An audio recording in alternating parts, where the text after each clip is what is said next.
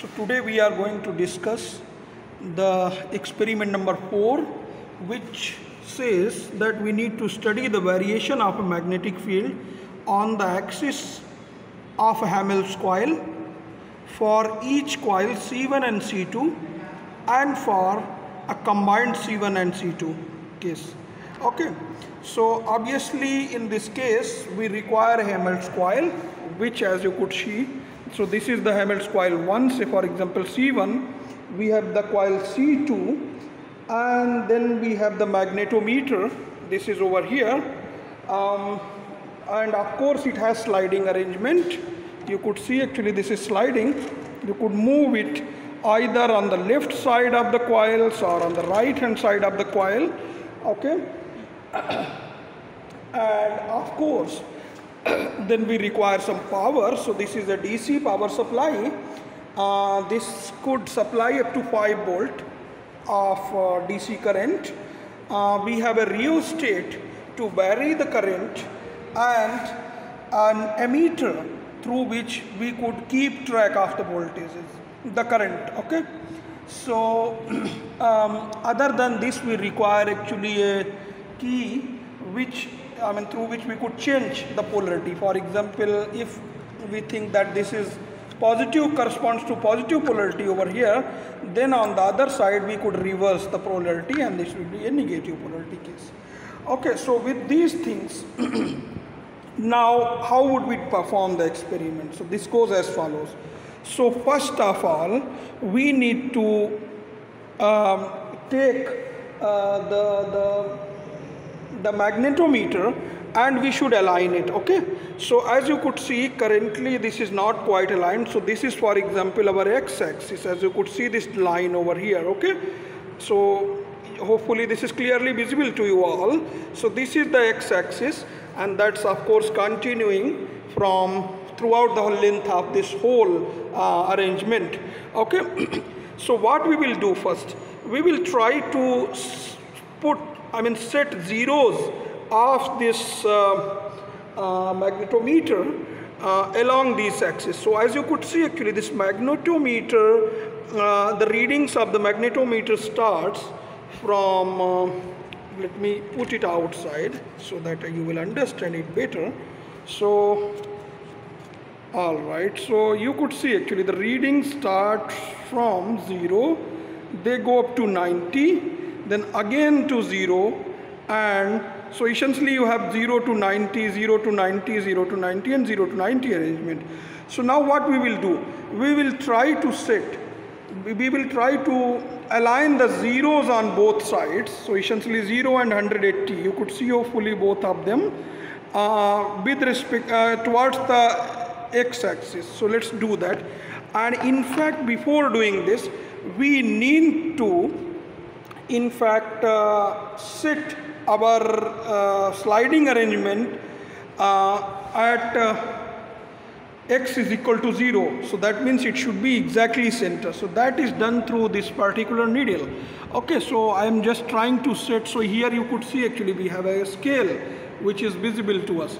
So I would try to set 0 on this scale first with the help of this particular needle. So this is 1, this is -1 in fact, so I think this 0 is over here. Okay, so so hopefully you could still make little bit sense of, you have 1 up to perhaps 20 on left hand side on this scale, and similarly 1 to 20 on the right hand side. So now we are sliding it so that we could find the exact center of this whole sliding arrangement, and that should obviously be somewhere in between 1 and 1. So let me align it. So looks like I have aligned at least the sliding arrangement. So next job is to align these two 0, 0 these two 0, 0 locations. So let me check it out. So this is not quite 0. By the way, whenever you need to take read the magnetometer reading, you need to in fact look vertically up from here on the center of this needle. Okay, so I will exactly set my eyes vertically on the center of this needle and will try to check whether I have got a zeros. Okay, so looks like I am more or less okay. Let me try to, yes, so it's 0. But now as soon as you set it to 0, you notice something interesting. Let's see what interesting thing is that. The interesting part is that we will notice some finite amount of deflection into the magnetometer depending upon its orientation. Okay, so now I am talking about the specific directions that we have. Okay, so that means we cannot quite set the magnetometer to 0. So first of all, what we will do, okay, so the power is still off. In fact, I'm just switching it off over here, and then what I will do, I will try to set into magnetic meridian, and that would make it look 0 deflection. Okay, so let me try to do that. You could see it is still not quite 0. All right, I need to move it little bit further. You could see it's changing. In fact, the other one is little bit asymmetric, so it's moving far. So now it's almost 0 0 for both of them. Okay, and this is the situation. This is the kind of arrangement we get. This is sort of tilted, so this is actually the situation when we have magnetic meridian. Okay, so now I will switch on the power and will set some polarity over here. Okay, you could see now it has deflected. Okay, we could see some deflection out here. Now what I will do, I will use the rheostat and dial a reading in the ammeter in such a way that the deflection is about 55 degrees, right? So as you could see, I am on the number 3. It says the deflection should be nearly 55 degrees. So I should dial those sorts of readings in the rheostat. So currently you could see this is about an ampere. This is the situation of the magnetometer. So I am slowly sliding it, and I will keep track of the variations over here. Okay, you could see this is kind of moving. In fact, I have to be a little bit slow.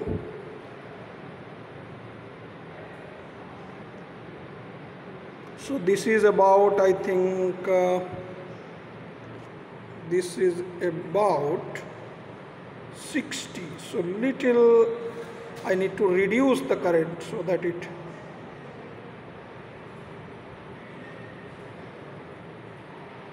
yes, it's working. Now it's even more. So I should sort of reduce. All right, so looks like I have almost achieved 55 degrees. Okay, so once we have achieved the 55 degrees using the rheostat, we can perhaps record the reading into the ammeter. So that, because this is what we will be so because we want constant current throughout the experiment, so we need to remember this reading, or we need to note down. So right now this is about 0.1 2 3 4 5 6 divisions. So this is the 6th division, so that means it should be 6 by 10 into 0.5, so that's about 0.3 ampere. Okay, so I will note it down somewhere, and then I will start with my experiment. So what I will do into this experiment at the moment, so for example, first I will connect only, so as I said, you have two coils, C1, C2 and C1, C2. So we need to record the reading corresponding to C1 only, and then C2 only, and then both. Okay, so I will make my circuit diagrams accordingly. So let me just move to the circuit diagram that corresponds to, say, reading, thus correspond to the C1 terminal only. So you could see actually over here I had connected terminal T1 and T2 of the C1 through this sorts of arrangement. Okay, so I am connecting it with that. In fact, I'm just taking this out and I'm putting it over here. Okay, so right, so let me put it tight. Okay, looks like now the deflection has reduced, in fact. Yeah, it's not quite 55, so let me make it 55 first again. I need to reduce the resistance so that I could get more current. So this is quite 55 now. Okay, so now what we will do? Now we want to record the reading corresponding to circuit, the coil C1, right? So you have a table like this in the observation. So as you could see on the top of it, you have something called current. I is equal to amperes. So you will record the current. So obviously the current has improved now. So this is 0.5. And then you have 2 more. So this is 0.6 amperes. We will write it over here, 0.6 amperes. So then we will vary actually the distance of needle from 0. Remember we had set everything at 0. And then we will vary with the distance by 2, 4, 6 and also 2 centimeter intervals, left as well as right hand side. And then we will record the readings, the deflections θ1 and θ2 corresponding to each of the reading. So for example, right now the deflection is 0, and you could see actually we have 2 theta's. One is it has looks like it has shooted up again. So again I need to reduce it further. All right. Okay, so this is the story. So this is the reading corresponding to 0 centimeter. You have θ1 which is 55 degree, θ2 also looks 55 degree. Now I could do, in fact, I have θ3 and θ4 as well into this table. So what I will do, here I have actually this polarity, say positive. So now I will just reverse the polarity and record the remaining 2 readings. So this is, so now my θ1 has become θ3 and θ2 has become θ4. So let me record those readings as well for you. So now you could see actually there is slight variation. So now θ3 is about 61 degree and θ2 is about 56. In fact, this is also about 61 degree. So I had θ1, θ2 about 55 degrees each. Then I had θ3, θ4. So they will be 61 and 61. So this is how I recorded the reading for the first case. Okay, and obviously in this case there is no right side. In fact, both are neither left nor right. So both of the readings will be same. So now I'm moving it to my right. Okay. So that means, so let me just dial 2 centimeter here. Okay. So this is, I'm moving right. In fact, so this is 2 centimeter. So with this 2 centimeter sliding towards right hand side, I would notice actually those deflections again over here into this magnetometer. Let me keep the polarity as it was before. So this is my again θ1, θ2. So let's see what are the values. So I have 49 over here and 50 over here. So 49 and 50, these are the value corresponding to right side. So I will record 49 and 50 at 2 centimeter over here for θ1 and θ2, And similarly for theta 3 and theta 4, I have changed the polarity and then again recorded the readings. Okay, so these readings are, well, okay, so these readings are 56 and 48, right? No, 52 and 54. So those 52 and 54 will be my theta 3 and theta 4 for right hand side. So similarly, I could keep sliding this again by 2 unit. Again I will record theta 1, theta 2, theta 3, 4.